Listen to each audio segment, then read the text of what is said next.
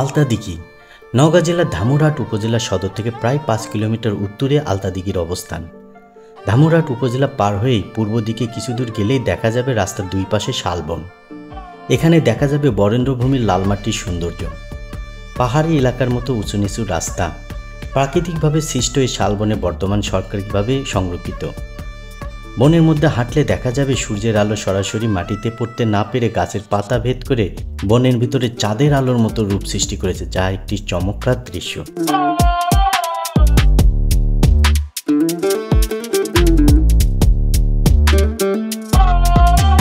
এই দিঘির পাশেই রয়েছে অনেক বাড়িঘর। গ্রামের অধিকাংশ বাড়ি মাটির তৈরি, আবার অনেকেই মাটি দিয়ে দোতলা বাড়ি তৈরি করেছে। অবশ্য আলতাদিঘির নামেই এই গ্রামের নামকরণ করা হয়েছে আলতাদিঘি। গ্রাম পার হয়ে আলতাদিঘি, এ যেন এক রহস্যময় দিঘি। এত প্রাচীন আর এত বিশাল দিঘি বাংলাদেশের আর কোথাও আছে কিনা সন্দেহ রয়েছে। উত্তর দক্ষিণে লম্বা এই দিঘির দৈর্ঘ্য প্রায় 1 কিলোমিটার আর চওড়া প্রায় 400 মিটারের মতো। গ্রামের লোকমুখে প্রচলিত আছে বৌদ্ধ যুগের কীর্তি এটি। দিঘির পাশ ঘেঁষে ভারত সীমান্ত। উত্তর পারে দাঁড়িয়ে ভারতের কাঁটাতারে বেড়া, বিএসএফের সীমান্ত টহল। পার্শ্ববর্তী দেশ ভারতকে দেখা খুবই সহজ। আলতাদিঘির পাড়ে দাঁড়ালে মনে হবে অনেকটাই সুন্দরবনের মতো। শীতের সময় অতিথি পাখি আগমন ঘটে। দাঁড় টানা নৌকো আছে, ইচ্ছে হলেই কিছুক্ষণের জন্য নৌকো ভ্রমণও উপভোগ করতে পারেন। তবে বর্তমান আলতাদিঘির সংস্করণের কাজ চলছে, সে কারণেই নৌকো ভ্রমণগুলো বন্ধ আছে।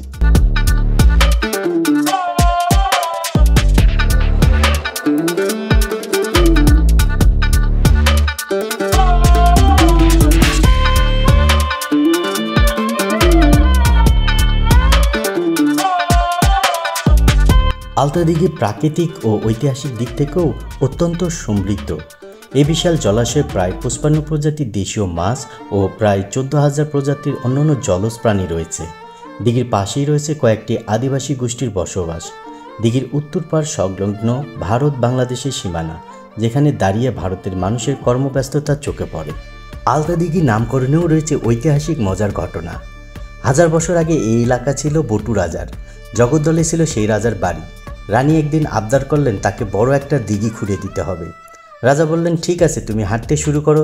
যতক্ষণ পর্যন্ত তোমার পা ফেটে রক্ত বের না হয় ততক্ষণ পর্যন্ত হাঁটতে হবে। এখান থেকে হাঁটা শুরু করে যেখানে গিয়ে পা থেকে রক্ত বের হবে সে পর্যন্তই কাটা হবে দিঘি। রানী হাঁটতে থাকলেন, হাঁটা আর শেষ হয় না। রাজা পড়ে গেলেন চিন্তায়। শেষ পর্যন্ত পাশের দেশে গিয়ে দিঘি কাটতে না হয়, তাই কৌশলে তার সৈন্য দিয়ে রানীর পায়ে আলতা লাগিয়ে বললেন, রানীর পা ফেটে রক্ত বেরিয়েছে। দিঘি সে পর্যন্তই খোঁড়া হলো। প্রায় 1000 বছরের স্মৃতি নিয়ে আজও সৌন্দর্য বিলিয়ে যাচ্ছে ঐতিহ্যবাহী আলতাদিঘি। আলতাদিঘির পাশেই তৈরি করা হয়েছে ওয়াচ টাওয়ার, আর এই ওয়াচ টাওয়ারের কারণে আলতাদিঘির সৌন্দর্য দ্বিগুণ বাড়িয়েছে। সৌন্দর্যের পাশাপাশি পর্যটকও দ্বিগুণ বাড়িয়েছে। তবে একটি দুঃখের বিষয়, ওয়াচ টাওয়ারটি পুরোপুরি চালু না হওয়ার কারণে অনেক পর্যটকই এই ওয়াচ টাওয়ারের মাথায় উঠে ছবি তোলে, যা যে কোনো মুহূর্তে বিপদ হতে পারে।